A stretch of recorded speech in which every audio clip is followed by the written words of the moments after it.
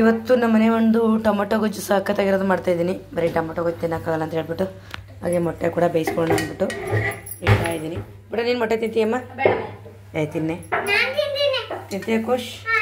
ಹಾಗಾದರೆ ಎಷ್ಟು ಬೇಯಿಸೋಕ್ಕಾಗಲಿ? 4 ಸಾಕು. ನಿಮ್ಮ ಡ್ಯಾಡಿಗೆ 2, ನನಗೊಂದು, ಬುಜ್ಜಿಗೊಂದು. ಇಲ್ಲ ಬುಜ್ಜಿ 2 ತಿಂದರೆ ಅವ್ನು ಸಾಕು. ಹಂಗಾರೆ ಬುಜ್ಜಿಗೆ 2 ಕೊಡು, ಡ್ಯಾಡಿಗೊಂದು ನಂಗೊಂದು ಸಾಕು. ಇವಾಗ ಇದನ್ನ ಬೇಯಿಸೋಕೆ ಇಟ್ಬಿಡ್ತೀನಿ. ಒಂದು ಟೇಸ್ಟಿಯಾಗಿರೋ ಟೊಮೊಟೊ ಗೊಜ್ಜು ಮಾಡ್ತೀನಿ. ರೆಸಿಪಿ ಕೂಡ ತೋರಿಸ್ತೀನಿ ನೋಡಿ ಲಾಸ್ಟ್ವರೆಗೂ. ವಿಡಿಯೋ ಸ್ಕಿಪ್ ಮಾಡಬೇಡಿ, ಲಾಸ್ಟ್ವರೆಗೂ ವಿಡಿಯೋ ನೋಡಿ ಸಪೋರ್ಟ್ ಮಾಡಿ ಬನ್ನಿ. ಇವಾಗ ಮೊದಲಿಗೆ ಮೊಟ್ಟೆನ ಬೇಯಿಸೋಕೆ ಇಟ್ಕೊಂಡು ಸ್ವಲ್ಪ ಉಪ್ಪು ಹಾಕಬೇಕು. ಮೊಟ್ಟೆ ಚೆನ್ನಾಗಿ ಟೇಸ್ಟ್ ಬರಬೇಕು ಅಂದರೆ ಉಪ್ಪು ಹಾಕಬೇಕು.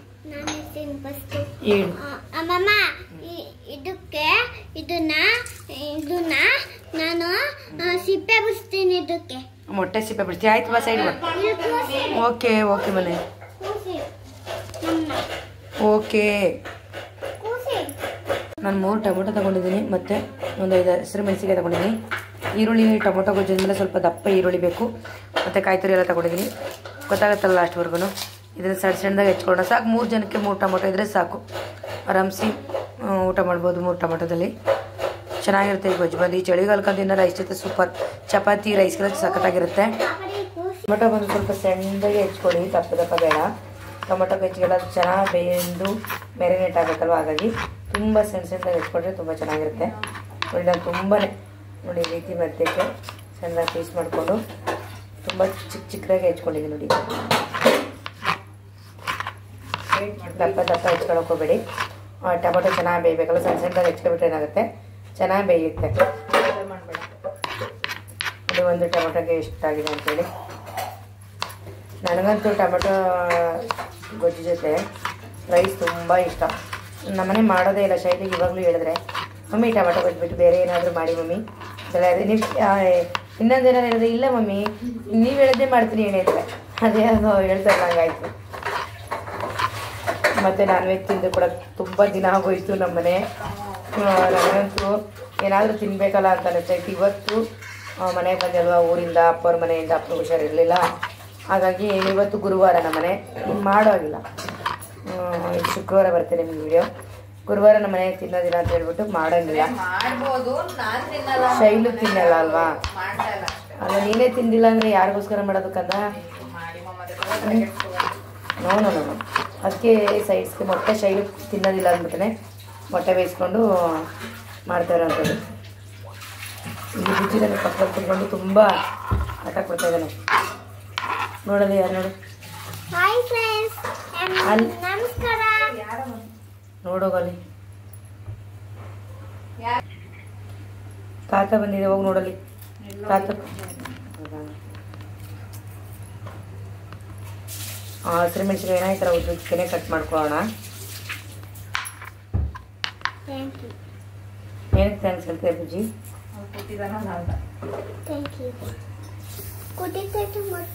ಮೊಟ್ಟೆ ಇನ್ನ ಕುದೀತಾ ಇಲ್ಲ, ಸುಮ್ಮನೆ ಇರಪ್ಪ. ಮೊಟ್ಟೆ ತಿನ್ನ ಅರ್ಜೆಂಟ್ ಇವಾಗ. ಹೆಲ್ಪ್ ಮಾಡ್ಕೊಡ್ತಾನೆ, ಮಾಡಿಸ್ಕೊಳ್ಳಿ ಮಮ್ಮಿ. ಮೊಟ್ಟೆ ಅವನ ಬಟ್ಟೆಗಳು ಅವನೇ ಮಡಚ್ಕೋತಾನೆ. ಹೌದಾ? ನೆನ್ನೆ ಮಡಚಿ ನಾನು ವಿಡಿಯೋ ಮಾಡಿದೆ. ವಾವ್. ಅವನು ಮಾತ್ರ ನೀಟಾಗಿ ಕೆಳಗಡೆ ಬರ್ಲಿಲ್ಲ ಅಂದ್ರೆ ಕೆಳಗಡೆ ಇಟ್ಕೊಂಡು ಮಡ್ಸ್ಕೋತಾನೆ ಅವ್ರ ಪಪ್ಪನ್ ತರ. ಆಮೇಲೆ ಮೊಟ್ಟೆ ಹಿಡಿಬೇಕು ಅಂದ್ರೆ ಹೆಲ್ಪ್ ಮಾಡ್ಕೊಡ್ತಾನೆ.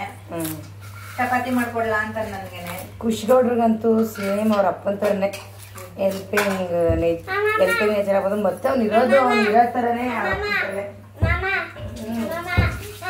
ಪ್ರತಿಯೊಂದು ಹಬ್ಬಗಳು ಕೂಡ ಸುನೀಲ್ನ ನೆನಪು ಮಾಡಿದ್ರೆ ಬುಜ್ಜಿ ಬೇಬಿ. ಏನು ಕಂಡು ಎಷ್ಟೋ ಮಾತಾಡ್ತೀಯಾ?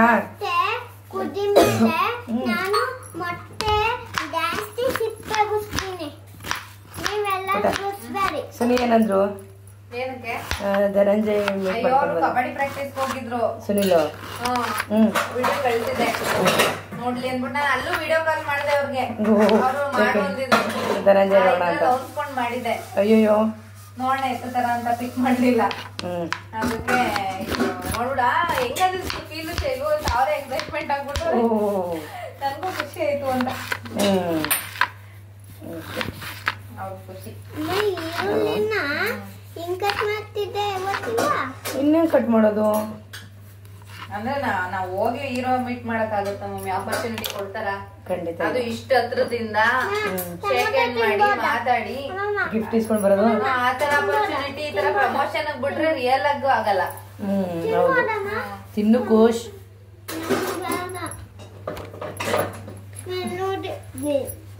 ಬೇಡ ಬಿಡು. ಬೇಡ ಅಂದ್ರೆ ಬೇಡ, ಬೇಕಂದ್ರೆ ಬೇಡ. ನೀನ್ ಉಲ್ಟಾ ಪಲ್ಟಾ ಮಾಡ್ತೀನಿ. ಬೇಕು ಅಂದ್ರೆ ಬೇಡ ಬಿಡು ಕೋಶ್. ಸೊಪ್ಪ ಕಟ್ಟಿದ ಸೊಪ್ಪ ಮಾತೆ ಜಾಸ್ತಿ ಆಯ್ತು ಕೆಲಸಕ್ಕಿಂತ. ಉಳ್ಳಿ, ಟೊಮೆಟೊ ಮತ್ತು ಮೆಣಸಿನ್ಕಾಯಿ ಕಟ್ ಮಾಡಿ ಇಟ್ಕೊಂಡಿದ್ದೀನಿ. ಒಂದು ಪಾತ್ರೆ ಇಟ್ಕೊಂಡಿದ್ದೀನಿ.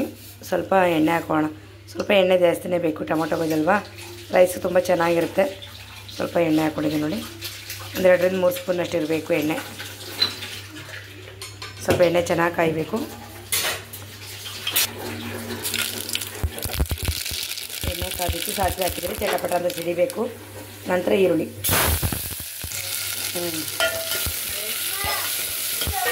ಚೆನ್ನಾಗಿ ಫ್ರೈ ಮಾಡ್ಕೊಳ್ಳೋಣ. ಅಷ್ಟೊಂದು ಬೇಜಾರಾಗೋಯ್ತು ಕಣ ನನಗಿಲ್ದೇ. ರೀಲ್ ಬಿಡ್ತೀಯಾ ಬುಜಿ? ನಾನು ಇಲ್ದೇ ಖುಷಿಯಾಗಿದ್ರಿ ತಾನೆ.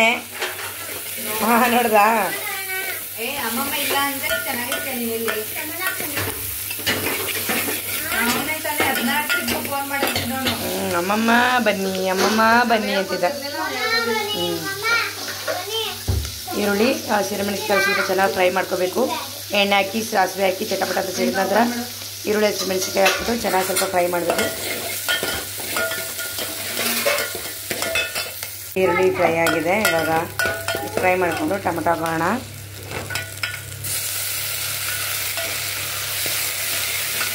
ಇನ್ನೊಂದ್ಸರಿ ಮಿಕ್ಸ್ ಮಾಡ್ಕೋಬೇಡ. ಇದನ್ನು ಚೆನ್ನಾಗಿ ಸ್ವಲ್ಪ ಮಿಕ್ಸ್ ಮಾಡ್ಬಿಟ್ಟು ಸ್ವಲ್ಪ ಪ್ಲೇಟ್ ಮುಚ್ಚಿಡಬೇಕು. ಸ್ಲೋ ಮಾಡಿಬಿಟ್ಟು ಊರಿನ ಪ್ಲೇಟ್ ಮುಚ್ಚಿಟ್ಕೊಬಿಡೋಣ. ಅವಾಗ ಅದೆಲ್ಲ ಮೆತ್ತಗಾಗುತ್ತಲ್ಲ, ಹಾಗಾಗಿ 1 ನಿಮಿಷ ಸ್ಲೋ ಉರಿಲಿ. ಅದು ಸುನಿಲ್ ಫೋನ್ ಮಾಡಿಬಿಟ್ಟಲ್ವ, ಮಾತಾಡ್ತಾ ಇದನ್ನು ತೋರದೇ ಮರ್ತೋಯ್ತು. ಅಂದರೆ ಮೆತ್ತಗಾಗಿದೆ. ನಾನು ಅವಾಗ ಅಲ್ಲೆಲ್ಲ ಈ ಥರ ಮಾಡಿ ನೋಡಿ ಈ ರೀತಿ ಆಗಿದೆ. ಇವಾಗ ಇದನ್ನು ಸ್ವಲ್ಪ ಕಾಯಿ ತುರಿ ಹಾಕ್ಕೊತೀನಿ. ಇದನ್ನು ಕೂಡ ಸ್ವಲ್ಪ ಫ್ರೈ ಮಾಡ್ಕೊಳ್ಬೇಕು. ಟೊಮೆಟೊನ 1 ನಿಮಿಷ ಮುಚ್ಚಿಟ್ಟು ಅದ್ರ ನಂತರ ಏನು ಮಾಡಬೇಕು ಅಂದರೆ ಜಾಸ್ತಿ ಉರಿ ಕೊಡ್ಕೊಂಡು ಹಿಂಗೆ ಮಾಡ್ತಾ ಇದು ಮಾಡ್ತಾರೆ, ಫುಲ್ ಸಾಫ್ಟ್ ಆಗುತ್ತೆ.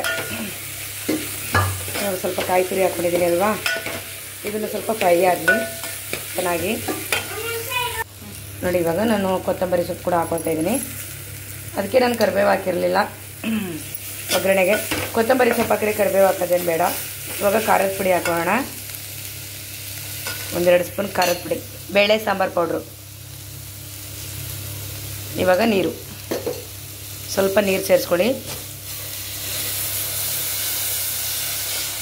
ನೀರು ನಿಮ್ಗೆ ಎಷ್ಟು ಬೇಕೋ ಅಷ್ಟು ನೋಡ್ಕೊಂಡು ಹಾಕ್ಬಿಡಿ.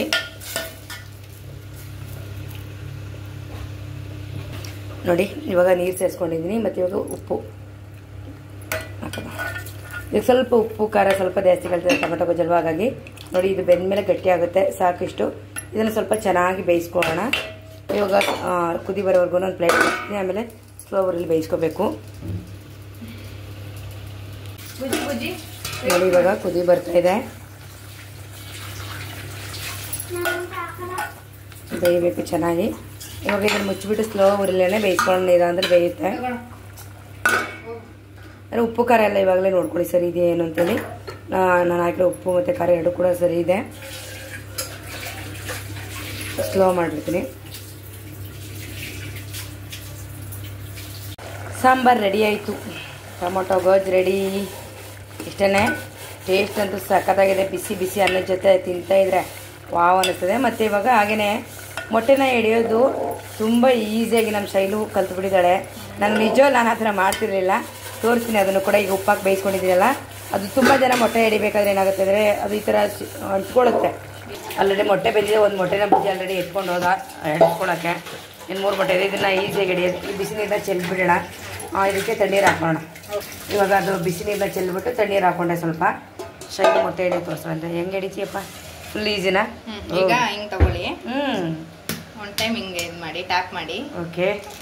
ಒನ್ ಟೈಮ್ ಮುಚ್ಚಿ. ಆಗ ಸುತ್ತನೂ ಇದಾಗೋಗುತ್ತೆ. ಹೌದಾ? ಓಪನ್ ಆಗೋಗ್ಬಿಡುತ್ತೆ. ಎಲ್ಲೂ ಕಚ್ಕೊಳಲ್ವಾ? ಈಗ ನೋಡಿ ಆಟೋಮೆಟಿಕ್ ಎಷ್ಟು ಬರುತ್ತೆ ಅಷ್ಟನ್ನ ಹಂಗಂಗೆ ಓಪನ್ ಮಾಡ್ಕೊಂಡ್ರೆ ಇದ್ ಮೇಲೆ ಒಂದು ಲೇಯರ್ ಇರುತ್ತಲ್ಲ,